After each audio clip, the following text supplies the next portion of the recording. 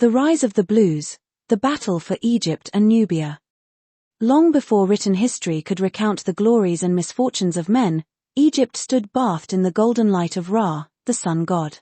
In these ancient times, when the world was still young, Egypt's people worshipped the singular power of the sun, believing it to be the source of all life.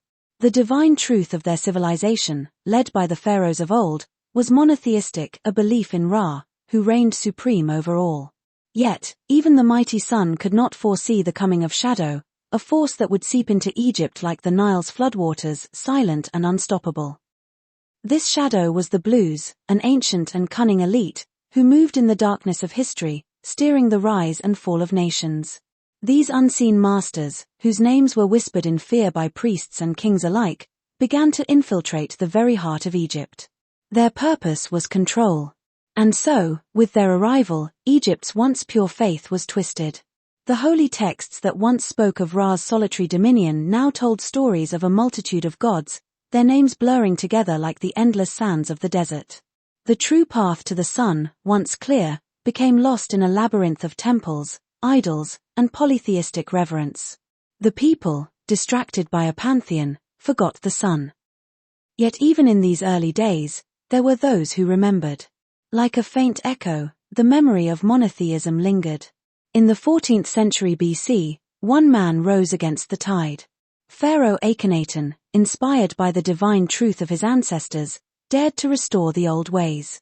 He banished the gods of stone and carved his name into history as the prophet of Aten, the singular sun deity. For a time, the light returned to Egypt.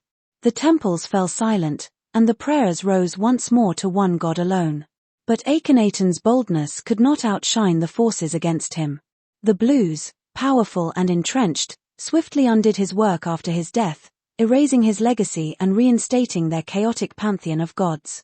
The pharaoh was gone, and with him, the hope of restoring Egypt's purity. But Egypt was only the beginning. In their hunger for control, the Blues turned their gaze southward, to the land of Nubia, rich in gold and untapped potential. It was a land where ancient beliefs, much like those Egypt once held, honored nature and its sacred rhythms. The Nubians had their own gods, their own ways, and lived under the gaze of their kings. But the Blues could not let such power remain free. Around 1500 BC, with Egypt's might behind them, they led an invasion into Nubia. The armies of the pharaoh, driven by the unseen hand of the Blues, marched across the deserts and conquered Nubia. They took its riches, shattered its temples, and enslaved its people not in chains, but in spirit. The gods of Egypt, twisted by the Blues, were now forced upon Nubia. The sun still shone, but its rays were clouded by deception. With every idol built, every temple raised, the original Nubian faith was driven deeper into the earth. The Blues now controlled not only Egypt but Nubia as well, extending their reach across the lands like a shadow spreading over the world. But the Blues' hold was never absolute. Resistance simmered beneath the surface. Egypt, under their influence, had grown decadent and weak. The people, chafing under the weight of so many gods, grew restless. And from among these people arose a man, Moses, who would lead the Hebrews out of Egypt and into history. Around 1200 BC, the Exodus began. The Hebrews, long held in captivity, fled from Egypt in a moment of upheaval that sent shockwaves through the kingdom. But this was more than a mere escape.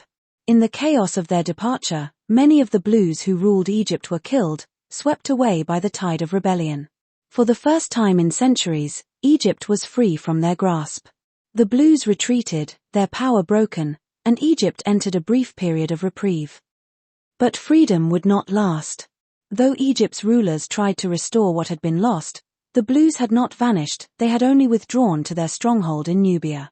There, far from the chaos of Egypt, they gathered their strength. In 1070 BC, Nubia, now under the full control of the Blues, broke away from Egypt, declaring itself independent. With Egypt weakened and the Blues retreating, Nubia rose as a kingdom of its own once more. But the shadow of the Blues remained. In the far south, the first signs of Abyssinia emerged. Menelik I, son of King Solomon and the Queen of Sheba, founded the Abyssinian kingdom in 980 BC, establishing a new power rooted in the legacy of Assyria's divine heritage, tracing its lineage back to Noah. This new kingdom would grow in the shadow of events unfolding in the north, as Assyria and its allies turned their eyes to the treacherous dealings of the Blues. As Egypt recovered under new rulers, the Blues saw their chance to return to power.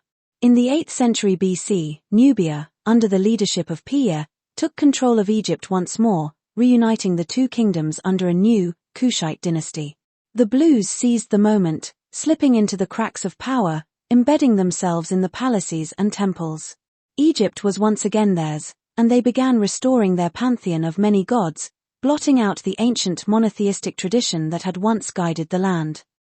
But their time was short. To the north, Assyria was rising. Its kings were more than conquerors, they were the heirs to a greater vision. The Assyrian Empire was not just another kingdom, it was the heart of a vast resource-based economy, RBE, where peoples from across the land came not as slaves but as contributors to a system of abundance.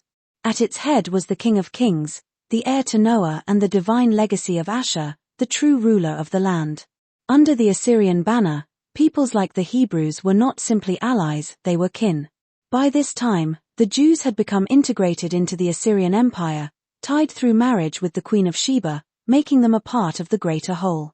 The Assyrian Empire was on the march, and it had one target in its sights, the Blues.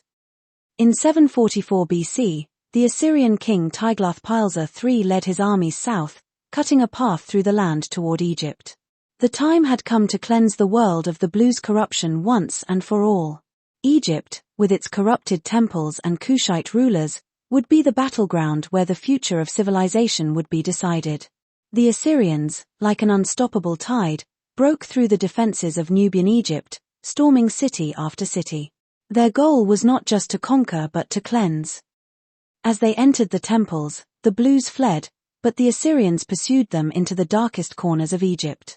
From the shadows of the grand stone pillars, the agents of the Blues were dragged out, one by one. The Assyrians knew exactly where to look, for the Blues' stench was unmistakable in the temples where the many gods were revered. The priests who had served the Blues, spreading their twisted doctrine, were hunted down, their corrupt teachings silenced in the echoing halls. The Assyrian forces swept through Egypt like a purging flame, and for a brief moment, the land was freed from the influence of the Blues. Their temples were left in ruins, their gods abandoned. The old, true faith of Ra was allowed to breathe again, though it would take time to recover from centuries of corruption. The Blues were not entirely destroyed, but their hold on Egypt was broken. Assyria, now at its height, had restored order, and for a time, Egypt was freed from their dark manipulations. But as history would show, the Blues had a way of hiding in the shadows, biding their time, waiting for the next opportunity to reclaim power. Egypt would remain independent from the Blues until the cataclysmic fall of Assyria itself at Armageddon in 609 BC, and the Great Battle of Carchemish in 605 BC. In the wake of that disaster, the old power structures would crumble, but the battle between the forces of light and darkness, between the original faith and the Blues' corrupted gods, would never truly end.